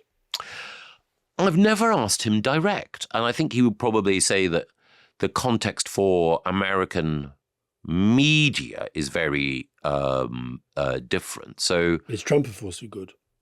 I think he believes that... I'm asking your view now. Is Trump a force for good? I think he's like a storm or a typhoon in that he's a force for nature which brings some good things and some bad things. I've got into trouble in the past when I've tried to characterize Trump because he so strongly polarizes people that when I've been critical of him, folk on the right have called me a squish and a sellout. And then when I've praised him, people have said, you're a stooge of a wannabe fascist. What I've tried to do with Trump is to recognize that he's a unique phenomenon and try to make judgments about where I think he's been good or bad without being in a position to make a definitive moral judgment about him. Well, I think that's a wonderful line on which to close. I think it sums up so much for our conversation. Michael, thank you for your time. That was very generous of you. Thanks, Alastair. Thank you. Thank you. Can I just say before I get anything? You have to apologise, aren't you? I thought that last answer was actually sums him up. It is extraordinary. He equivocated on Trump. On his natural instinct is to be violently pro or against things. I mean, there's often very little grey. It's very black and white. You heard that on the Israel thing. You'd hear that if he and I were getting going on some other issues. Some other issues too.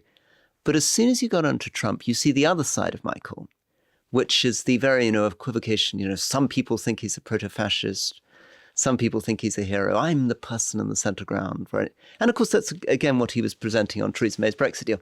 And that relates to my bigger point, which is his extraordinary lurches from the incredible politeness to the confrontation, which I found with these ministerial write-arounds. He'd be very polite to me, then he'd confront me, then I'd try to confront him in the ministerial, and then we'd be back to awkwardness and politeness again. Anyway, over to you. Yeah. I mean, it was, the only thing I think is Fiona's not going to be happy with me. She spent several hours giving me and we didn't really drill him on education. You dragged him off to bloody housing. Tell us, Con, if you'd been given a sense, what was the main point you wanted to land on where he went wrong on education? Think that, and I've thought this ever since he was there, that he's an incredibly clever political operator. But the political operation took precedence over the actual delivery of outcomes that he now says existed, which I don't think they did. And what damage do you think he did in education? Well, I think he really pissed off the teachers, which, and I can get why they can, and all that thing about the blob and all that stuff, which I don't, and that's why I was interested to know whether that was him or that was Cummings. And the thing about, I don't know if you remember the Tory education thing, but it was this vile social media stuff that was being put out effectively in his name. And attacking people like Fiona. Well, not Fiona's, I can't remember, I'm sure she was, but it was, it was head teachers, it was people who didn't agree with him and so forth. No, so I don't think that, I think he's a very charming, very erudite, very funny guy who's very good at talking the talk. And I think if you actually analyse what happened on his watch and education, I'm not convinced that it's a great success story. But that his supporters will say. But if you'd had longer on education, what do you think you would have got him to say? Well, you wouldn't, because what happened, and the reason I think probably the reason why you pulled us onto housing, is it was because he can talk the hind legs off a donkey. He does have facts pouring out of his ears, and he sort of tries to persuade you that the facts speak to the narrative he's already got, which is partly what politics is about. I thought was interesting in part one was because I've said many times on the podcast that when Johnson and Gove were the sort of two of the drivers of that government, I don't think journalists do necessarily make good politicians, because I think that it's always about the story, it's always about the headline. And that's part of what politics is. But when that's the driver of your politics, I think actually he is far more intellectually rounded than Johnson. And I don't think we'd have had as engaging a conversation with Boris Johnson about his political career. But I don't know. I think he's a fascinating character, really is. And the fact that he, if you think about it, every single question we asked, whether you liked the answer or you didn't, he sort of answered it pretty straight. And you got very annoyed with him because of the Israel-Gaza stuff. But if you think about it, we were asking him questions and he was just answering them dead straight. Except, of course, the reason I was getting irritated is those have been his lines on it for a very long time. So I didn't feel he was actually talking to me. I felt he was reciting stuff that I heard him say 10 years ago. You. The beacon of democracy from here to there and all this stuff I've heard. Anyway, we're here in what was Paul Marshall's building. And he reminded us of that. And that was another thing. I mean, I remember sitting at a dinner hosted by Paul Marshall in Paul Marshall's other building, right? This is the owner of GB News, who he now works for, where Michael was laying into attacking dukes, landed estates, seemed pretty skeptical of the royal family, skeptical of the brigade of guards, why did you get him small going farmers, on all this stuff. And I said to him at the time, "You're not a Tory, are you?" And he said, "No, I'm not a Tory. I'm a Whig. It's people like you who are Tories." And so that's another indication, right? So today he's a Tory. Today he's a Tory, right?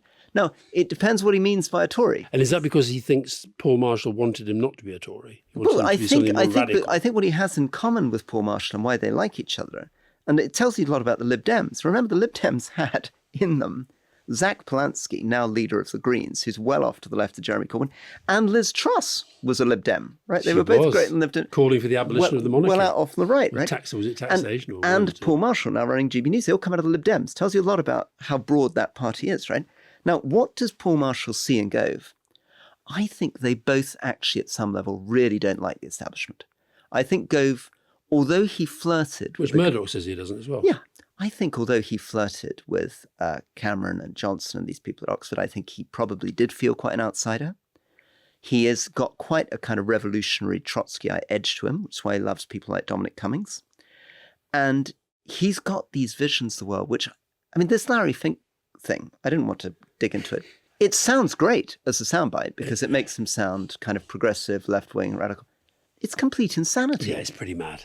Right. Pretty mad. This is the largest private equity investor. Just ahead of the budget, you were saying to one of the biggest investors now in the entire world. Fuck off, with trillions under management. Yeah. Get the hell out of here. Yeah. Your capitalist. He wasn't very positive about Keir Starmer, was he? No. And what does it tell you that the people he likes are people like Shabana Mahmood? I mean, that's interesting too. What's he looking for in a minister? Who did you say? Shabana and Wes. Douglas and Wes. Yeah. He is a quirky character, that's for sure. I think people will enjoy listening to that. I could be wrong. Fiona won't. Should be crossing. Well, it was my whole experience running against him in leadership. I mean, you talked about people betraying, but I mean, we didn't even talk about the leadership campaign. No, I mean, I should have got into it. This was the guy who famously, in the middle of the leadership campaign, invited me around for a confidential conversation. Exactly. And then it stuffed you. And then stuffed me. So it's a really, But he was charming to you again today. I mean, the charm thing is really, really interesting. I sometimes think that people think about me, see that I'm a bit of a bastard, really. But I'm actually a very nice guy. I think with Michael, the first impression is always he's an incredibly nice guy. And I think then he turns out to be I don't want to become his psychologist, but I think it's partly a defense mechanism. He's one of the most interesting politicians of the modern era. Well, I'm very grateful he came on. He was very reluctant to come on. Yeah, I know. And as I say, I admire him immensely for a lot of what he did as a minister, and I still don't really understand him as a person, and I don't understand him any better at the end of 2 hours. And he did tell us he's seeing a psychiatrist. So I remember once, was it somebody wrote, I think it was in The Guardian, the headline was, "Being Alastair Campbell's psychiatrist, that is some gig." I reckon it's the same with Michael Gove, don't you? Being Michael Gove's psychiatrist, that is some gig. Maybe he offered to come back in a few days to talk about it. Maybe that could be the next thing. Yeah, good, yeah. Thank you, Alice. See you. Bye-bye.